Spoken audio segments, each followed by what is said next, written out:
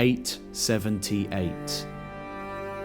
In this year, in midwinter, after Twelfth Night, the enemy army came stealthily to Chippenham, and occupied the land of the West Saxons, and settled there, and drove a great part of the people across the sea, and conquered most of the others, and the people submitted to them, except King Alfred.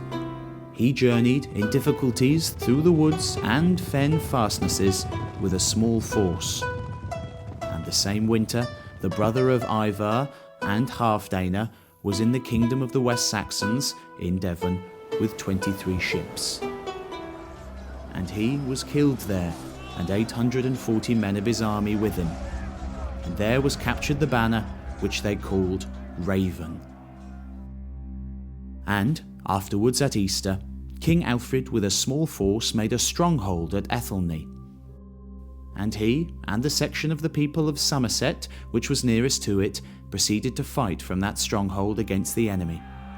Then, in the 7th week after Easter, he rode to Egbertstone, east of Selwood, and there came to meet him all the people of Somerset and of Wiltshire and of that part of Hampshire which was on this side of the sea, and they rejoiced to see him.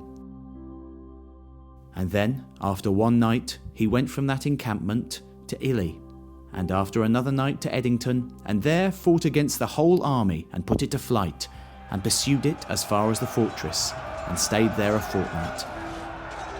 And then the enemy gave him preliminary hostages, and great oaths that they would leave his kingdom, and promised also that their king should receive baptism. And they kept their promise.